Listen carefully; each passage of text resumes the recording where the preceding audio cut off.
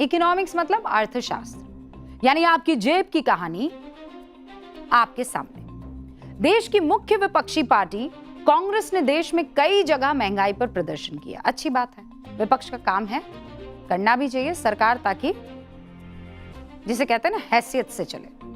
हिमाचल प्रदेश से लेकर उत्तराखंड तक, छत्तीसगढ़ से लेकर मध्य प्रदेश तक कांग्रेस ने सड़कों पर महंगाई को लेकर विरोध मार्च निकाला।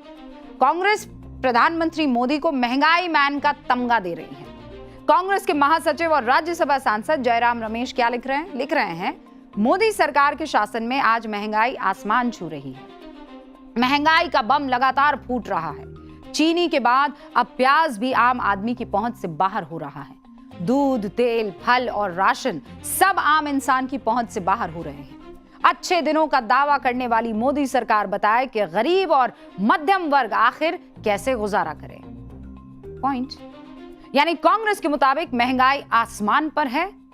और फैक्ट यह भी है कि बीते कुछ दिनों में प्याज और चीनी के दाम अचानक तेज रफ्तार पकड़ चुके हैं। चीनी और प्याज के जो दाम है वो अचानक बढ़े हैं और इसी के कारण कांग्रेस सड़क पर प्रदर्शन भी कर रही है।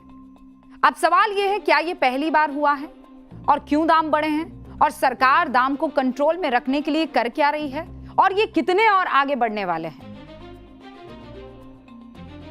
ये 3 सवाल हैं। शुरुआत तीसरे सवाल से कर रही हूं। तीसरा सवाल लाइए,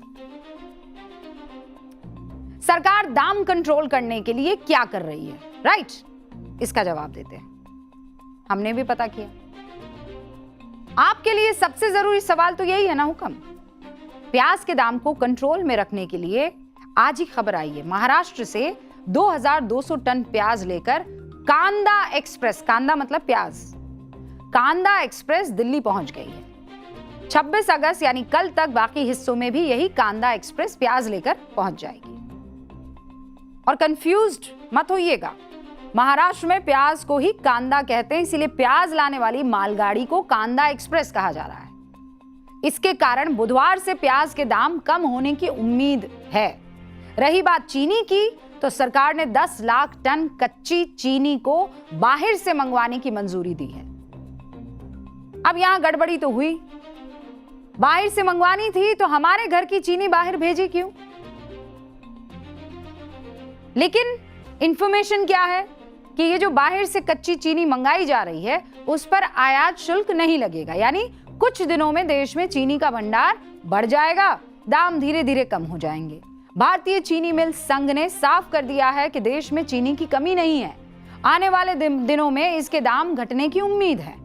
मतलब जैसे ही इन 2 चीजों के दाम बढ़ने की खबर सामने आई, सरकार एक्टिव हुई, दाम कंट्रोल में आने की उम्मीद जता भी गई। ठीक है, सरकार एक्टिव हुई, पर आपको और आपके मन में ये सवाल तो आएगा ही ना कि भाई प्याज और चीनी के दाम अचानक बढ़े ही क्यों? जब यही सब होना था तो जबरदस्ती का हाहाकार और भौकाल मचाया क्यों? सरकार कंट्रोल क्यों नहीं कर पाई? तो प्याज की कहानी समझ लीजिए। भारत में खेती 2 मौसम में होती है, रबी और खरीफ। रबी फसल की कटाई मार्च अप्रैल में हो जाती है। प्याज की खेती भी दोनों मौसम में ही होती है। अभी तो प्याज हम लोग खरीद रहे हैं, वो रबी फसल है। स्टोरेज से हमारे पास ये पहुंच भी जाता है।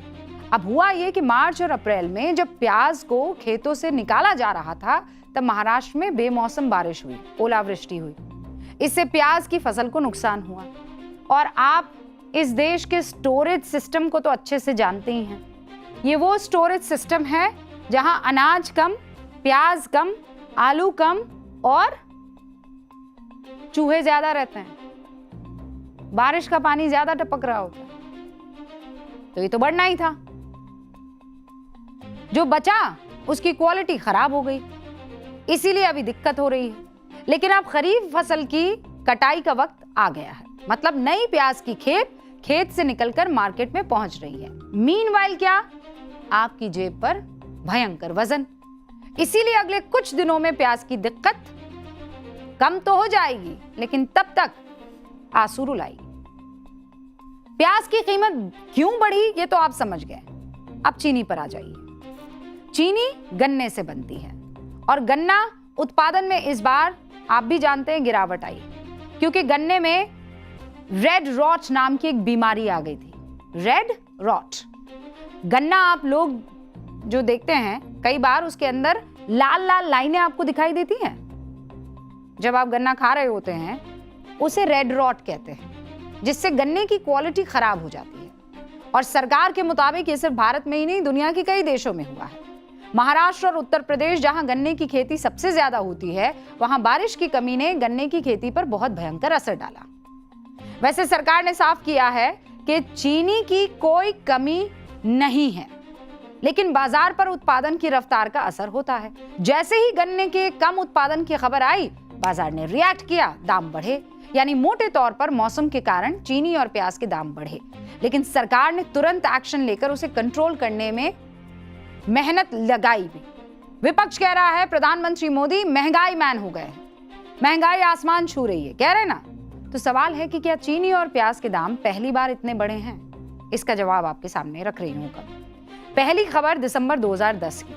मनमोहन सिंह सरकार के वक्त बाजार में प्याज के दाम 70 से 100 रुपए प्रति किलो हो गए। प्रधानमंत्री ने कृषि मंत्रालय को खत लिखा, दाम बढ़ने पर चिंता जताई, पाकिस्तान से प्याज मंगवाया, तब जाकर दाम 50 रुपए पर आए। फिर 1998, पीछे क्यों जा रही हैं आप? इसलिए क्योंकि ये वही कांग्रेस है जो कह रही है महंगाई मैन। 1998 दिवाली में महाराष्ट्र में प्याज की भारी किल्लत हुई, कीमत बढ़ गई। कांग्रेसी नेता छगन भुजबल ने तत्कालीन मुख्यमंत्री मनोहर जोशी को मिठाई के डब्बे में प्याज रखकर भेजे। 1980 लोकसभा चुनाव के दौरान प्याज की कीमतें बढ़ गई। 80 के आम चुनाव में कांग्रेस ने इसी चुनावी मुद्दे के तौर पर प्याज की माला पहनकर इंदिरा गांधी से प्रचार करवाया। चुनावी नारा भी बना, जिस सरकार का कीमत पर जोर नहीं, उसे देश चलाने का अधिकार नहीं। यानी जब जब मौसम का असर हुआ, अगस्त से दिसंबर के बीच प्याज के दाम ने रफ्तार पकड़ी। फिर मोदी सरकार को महंगाई मैन बताना क्या आंकड़े के हिसाब से सही है या गलत? अब इकोनॉमिक्स के मामले में हुक्म, सबसे अच्छी बात यह है कि आंकड़े दूध का दूध और पानी का पानी कर देते। दुनिया के हर देश में महंगाई बढ़ी है। कंज्यूमर प्राइस इंडेक्स यानी सीपीआई सब कुछ साफ कर देगा। आम लोग किस दाम पर सामान खरीद रहे हैं, उसका औसत क्या होता है। जुलाई 2013 में कांग्रेस सरकार के वक्त सीपीआई में महंगाई दर कितनी थी? 10.9%। जुलाई 2026 यानी मोदी सरकार के दौरान ताजा आंकड़ा है सिर्फ 4.4%। मतलब जिस रेट पर आप खरीद रहे हैं उसमें महंगाई कांग्रेस सरकार के मुकाबले घटी है। ये दोनों आंकड़े खुद मनमोहन सिंह सरकार और मोदी सरकार ने दिए, किसी और ने नहीं। संसद में पेश किए हैं ये, यानी आंकड़ों पर कोई सवाल नहीं उठा सकता। अब महंगाई दर घटी है तो कांग्रेस क्यों कह रही है कि पीएम मोदी महंगाई मैन बन गए हैं?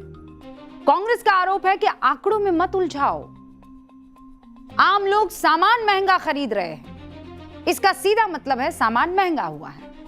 अब ये तो विपक्ष का नैरेटिव है, विपक्ष का काम भी है अपने हिसाब से नैरेटिव बनाना, लेकिन तथ्य क्या है, सच क्या है, ये तो सिर्फ आंकड़े बताएंगे ना।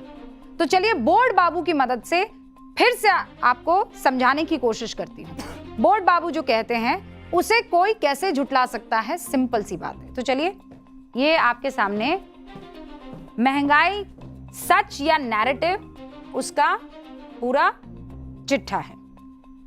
सामान कौन सा है यहाँ पर? अटल सरकार में, मनमोहन सरकार में और मोदी सरकार में, ठीक है। और सबकी तारीख देख लीजिएगा आप, ये क्या लिखा है 25 अगस्त, ये क्या लिखा है 25 अगस्त, ये 2003 है, ये 2013 है और ये क्या है 2026। इसमें है मोदी सरकार, 2013 में मनमोहन सरकार और 2003 में अटल सरकार। सामान कौन कौन सा है? चीनी है। चीनी में अटल सरकार में क्या था भाई? 22 रुपए प्रति किलो, मनमोहन सरकार में 34 रुपए प्रति किलो, मोदी सरकार में 34 रुपए प्रति किलो। अब बड़ा कितना? बड़ा कितना? 22 से 34 कितना हुआ? 54%। और 34 से 64 कितना हुआ? 88%। अब प्याज में आ जाइए, 18 रुपए प्रति किलो, इजाफा कितना हुआ 18 से 40 का मनमोहन सरकार में, 40 रुपीज 100%। अब ये 40 रुपीज जो 2013 में किस चीज का? प्याज का दाम था, वो अभी कितना हो गया है? 40 से 44% हो रहा है। तो कितना हुआ? इजाफा 22%। अब इधर की तरफ आइए।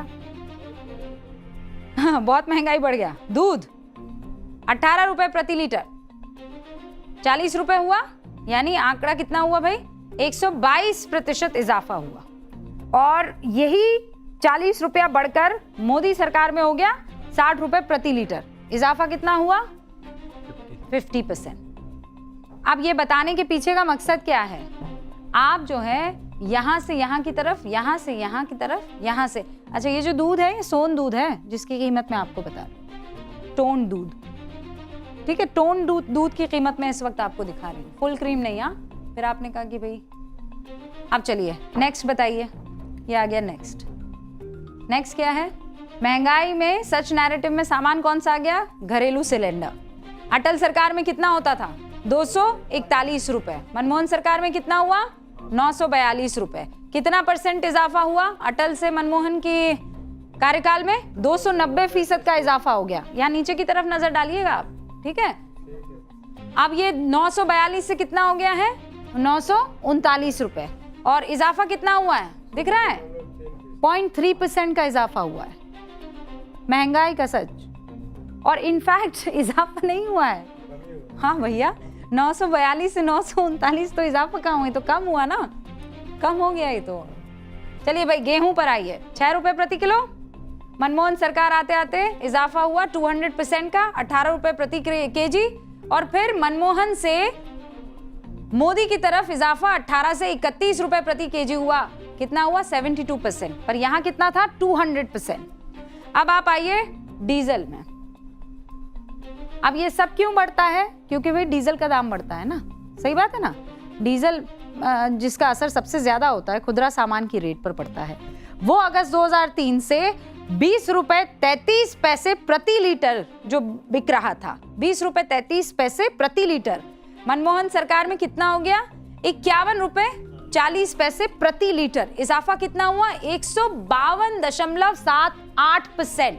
और ये अब पहुंच गया मोदी सरकार में 95 रुपए 20 पैसे प्रति लीटर। इजाफा कितना हुआ? 85.2% का। अटल सरकार कह रहा है पीछे आइए भैया। लेकिन उसी हिसाब से आपकी कमाई भी बढ़ी है। अटल वाली सैलरी भी चाहिए? बोलो बोलो, टेल। नहीं। ये सीधा और सिंपल आंकड़ा है, कोई तोड़ मोड़ नहीं, जिसमें चीनी से लेकर प्याज सबके सब आ गए, गेहूं, डीजल सब। मनमोहन सरकार के मुकाबले मोदी सरकार के दौरान सबसे ज्यादा इजाफा हुआ है, वो भी सबसे हाई प्राइस पर तुलना करने के बाद बता रही हूं, चीनी के दाम में। बाकी के दाम आपने देख लिए, वो भी तब जब वाजपेयी और मनमोहन सिंह के कार्यकाल में 10 साल का फर्क था।